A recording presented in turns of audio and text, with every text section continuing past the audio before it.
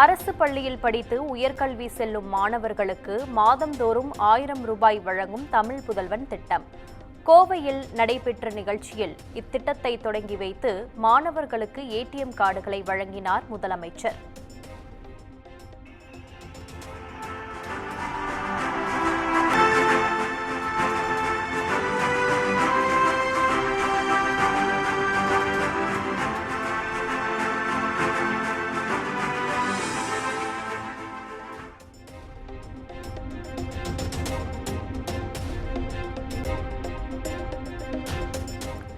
தமிழ் புதல்வன் திட்டத்தால் தமிழ்நாட்டில் சுமார் 3,28,000 மாணவர்கள் பயன்.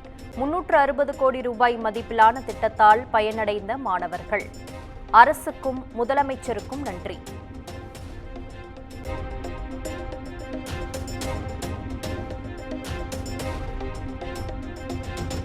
மாணவர்கள் உயர்கல்வி பயின்று வாழ்க்கையில் சிறக்க வேண்டும் என்பதே எனது கனவு என கோவையில் முதலமைச்சர் பேச்சு. ஒரு தந்தையாக இருந்து தமிழ் புதல்வன் திட்டத்தை உருவாக்கியதாகவும் நிகழ்ச்சி.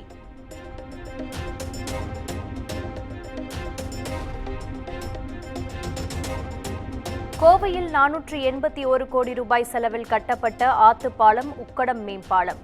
பாலத்தை திறந்து வைத்து வாகனத்தில் பயணித்து கட்டுமானத்தை பார்வையிட்ட முதலமைச்சர் மு.க. ஸ்டாலின்.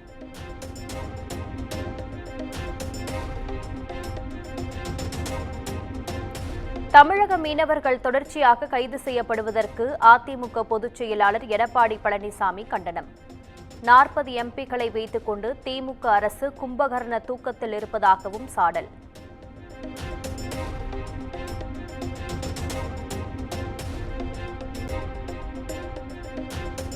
ராமநாதபுரத்தில் தமிழ் புதல்வன் நிகழ்ச்சியில் துணை முதலமைச்சர் உதயநிதி என மேடையில் பேசிய ராஜகண்ணப்பன் சுதாரித்து அதை ஆகஸ்ட் 19ஆம் தேதிக்கு பிறகுதான் சொல்ல வேண்டும் என கூறியதால் அரசியல் வட்டாரத்தில் சலசலப்பு.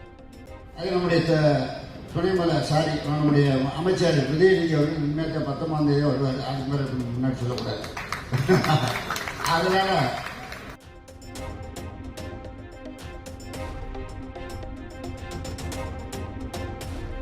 நீதிமன்ற தீர்ப்புகளை கொண்டாடும் முதலமைச்சர் அரசு மருத்துவர்களின் ஊதிய உயர்வு குறித்த தீர்ப்பை செயல்படுத்த மறுப்பது ஏன்? அரசு மருத்துவர்களின் ஊதிய உயர்வில் தமிழக அரசு அலட்சியம் காட்டுவதாகவும் பாமக தலைவர் அன்புமணி குற்றச்சாட்டு.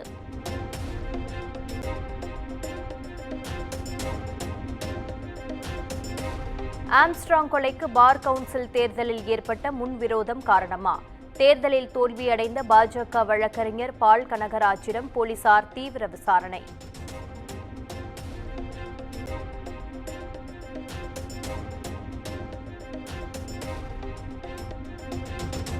ஆம்ஸ்ட்ராங் கொலை வழக்கில் உண்மை குற்றவாளிகளை கைது செய்ய கோரி போராட்டம். சென்னை வள்ளுவர் கோட்டத்தில் பகுஜன் சமாஜ் கட்சி சார்பில் கண்டன ஆர்ப்பாட்டம். ஜெய் பீம் ஜெய் பீம் ஜெய் பீம் ஜெய் பீம் ஜெய் பீம் ஜெய் பீம் ஜெய் பீம் பஞ்சமணில மீட்பாளர் பஞ்சமணில மீட்பு போராளி.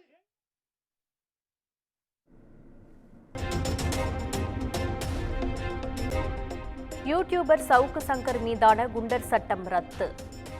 சவுக்கு சங்கர் தாயார் தொடர்ந்த ஆட்கொணர்வு வழக்கில் சென்னை உயர்நீதிமன்றம் உத்தரவு.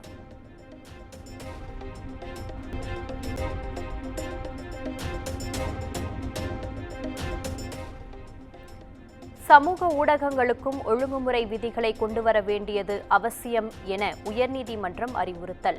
அரசுக்கு எதிராக கருத்து தெரிவிப்போர் மீது உரிய சட்டங்கள் மூலமே நடவடிக்கை எடுக்க வேண்டும் எனவும் வலியுறுத்தல்.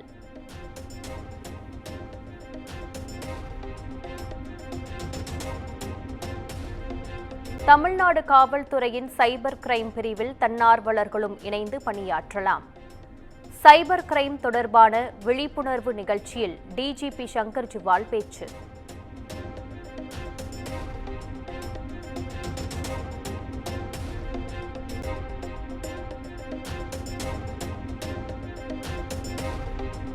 சுதந்திர தின விழாவையொட்டி சென்னை விமான நிலையத்தில் 7 அடுக்கு பாதுகாப்பு முறை இன்று முதல் அமல்.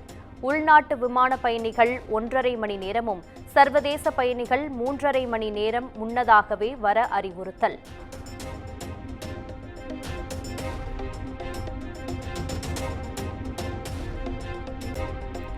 சேலம் அரசு மருத்துவக் கல்லூரி மருத்துவமனையில் பச்சிளம் ஆண் குழந்தை கடத்தல். சிசிடிவி காட்சிகளை கொண்டு கடத்தலில் ஈடுபட்ட பெண்ணை தீவிரமாக தேடும் போலீசார்.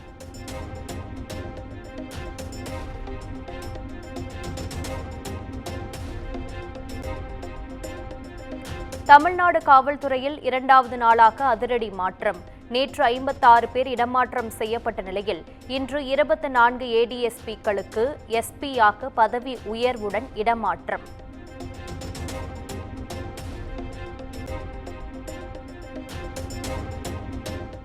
பொறியியல் கலந்தாய்வுக்கு விண்ணப்பித்த மாணவர்களின் விவரங்கள் தனியார் கல்லூரிகளுக்கு விற்பனையானதாக எழுந்த குற்றச்சாட்டு. சென்னை சைபர் கிரைமில் தொழில்நுட்ப கல்வி இயக்குநரகம் புகார்.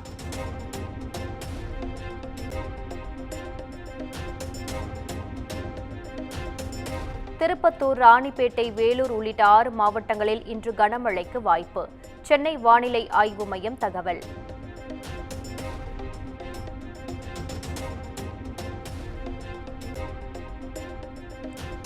கோவையில் சர்வதேச கிரிக்கெட் மைதானம் அமைப்பதற்கான பணியை தொடங்கிய தமிழ்நாடு அரசு. விரிவான திட்ட அறிக்கை தயார் செய்வதற்கான டெண்டர் கோரியது தமிழ்நாடு விளையாட்டு மேம்பாட்டு துறை.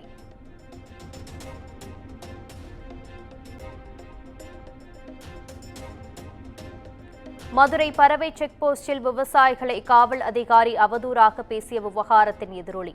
பொதுமக்களிடம் கண்ணியமாக நடக்காவிட்டால் நடவடிக்கை எடுக்கப்படும் என போலீசாருக்கு மாநகர காவல் ஆணையர் எச்சரிக்கை.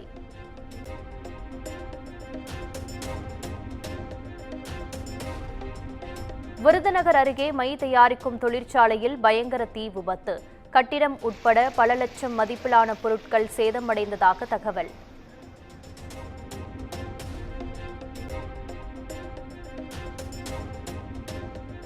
பொள்ளாச்சியில் வீடியோ வெளியிட்டு தற்கொலை செய்து கொண்ட கட்டுமான ஒப்பந்ததாரர். கொடுத்த கடனை திருப்பி வாங்க முடியாததால் விபரீத முடிவு.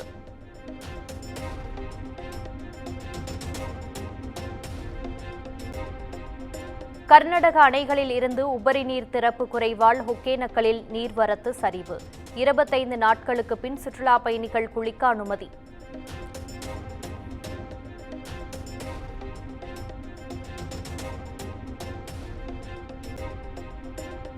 கள்ளக்குறிச்சி தண்டலை சாமுண்டேஸ்வரி அம்மன் கோவிலில் வெகு விமரிசையாக பால்குட திருவிழா கோலாகலம்.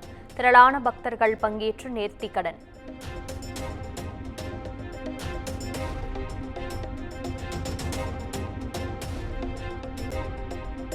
மதுபான கொள்கை முறைகேடு வழக்கில் டெல்லி முன்னாள் துணை முதலமைச்சர் மணீஷ் சிசோடியாவுக்கு ஜாமீன். சாட்சிகளை கலைக்க முயற்சிக்க கூடாது உள்ளிட்ட நிபந்தனையுடன் ஜாமீன் வழங்கி உச்சநீதிமன்றம் உத்தரவு.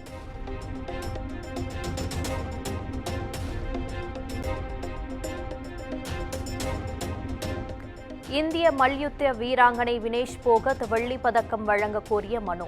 ஒலிம்பிக் போட்டி முடிவதற்குள் தீர்ப்பளிக்கப்படும் என்று சர்வதேச விளையாட்டு நடுவர் நீதிமன்றம் அறிவிப்பு.